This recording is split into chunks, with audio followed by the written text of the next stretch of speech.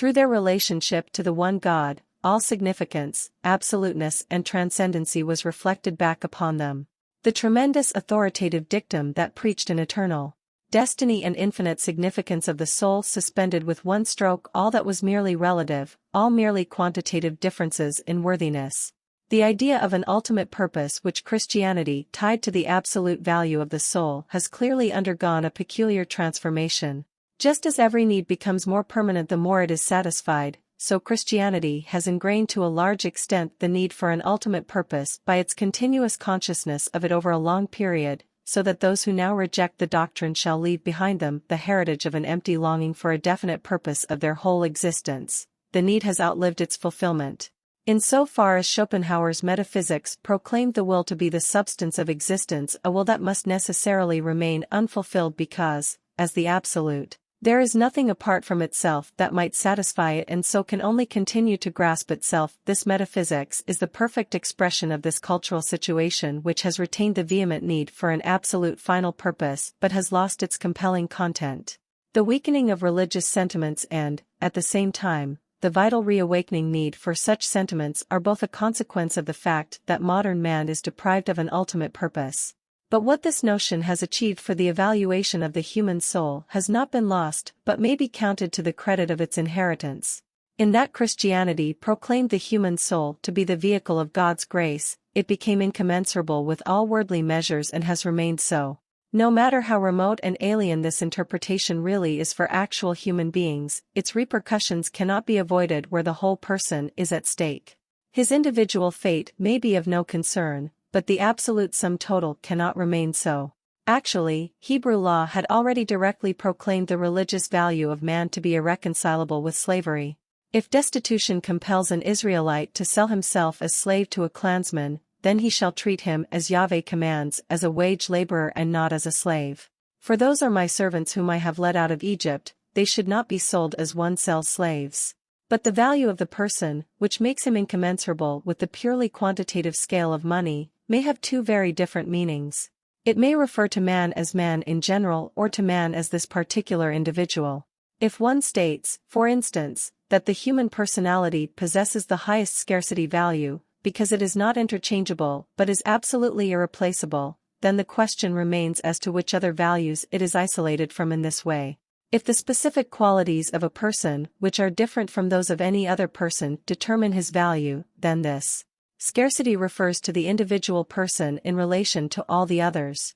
This interpretation, which in part is common to antiquity and modern individualism, leads inescapably to a grading of humanity, and only to the extent that the representatives of the lowest values come into contact with the representatives of the highest values do they participate in the absoluteness of these values.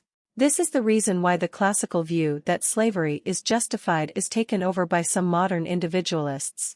The viewpoint of Christianity, the Enlightenment of the 18th century, including Rousseau and Cont, and ethical socialism is totally different. From these standpoints, value lies in human beings merely because they are human beings. The scarcity value refers to the human soul as such in contrast to everything else. What is decisive here is that the absolute value of all men is the same. This view is thus that of abstract individualism, abstract because it attaches the whole value, the whole absolute importance to the general concept of man and only transfers it from there to the individual members of the species. In contrast, the 19th century since the Romantics has given a totally different content to the concept of individualism, whereas the contrast from which the individual, as such, gained his specific significance during the 18th century was that of the individual and the collectivity and bonds of the state, church, society and guild, so that the ideal was the free independence of the individual. The meaning attached to the subsequent individualism lies in the differences between individuals and their qualitative peculiarities. It is the former mode of interpretation, upon whose basis human dignity and human rights have developed, that marks most decisively the development that made every sale of human beings for money, and atonement for their death by money impossible. This is a development whose origins must lie in the situation in which the collectivistic bonds of the earliest social forms wear thin, where the individual raises himself out of the merging of interests with his group companions and insists upon his independence.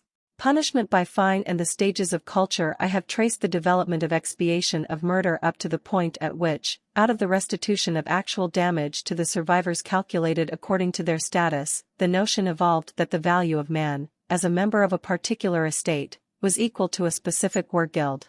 Out of this a further development commences whose result is that the expiatory sacrifice of the criminal is interpreted not as compensation for the destroyed value, but as punishment, and this is true not only for murder but also for other serious offenses.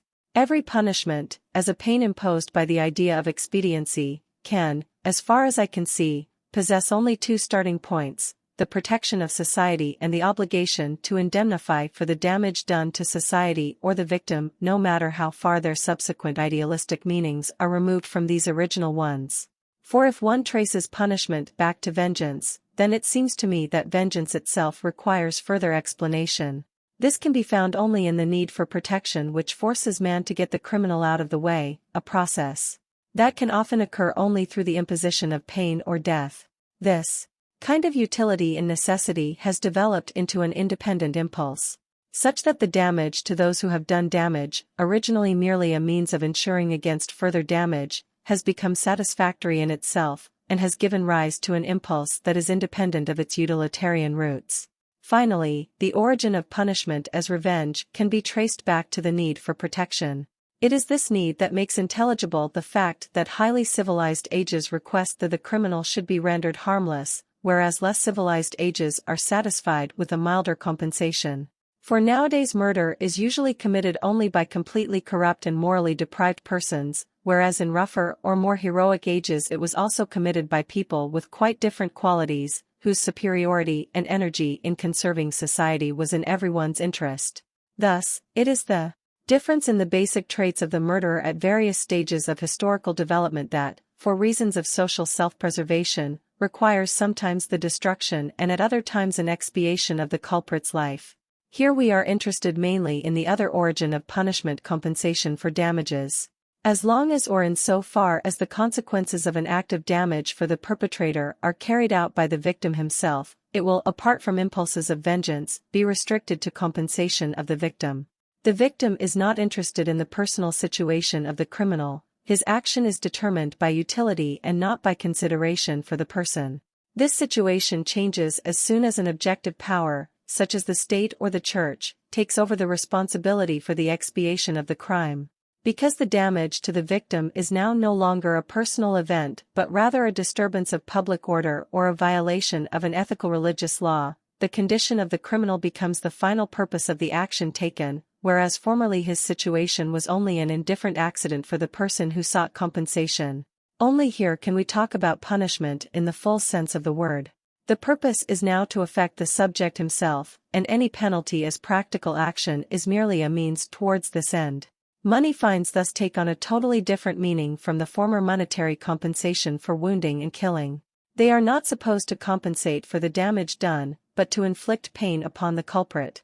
Hence modern law, in cases of insolvency, replaces it with imprisonment, which not only brings in no money to the state but also requires considerable expense by the state.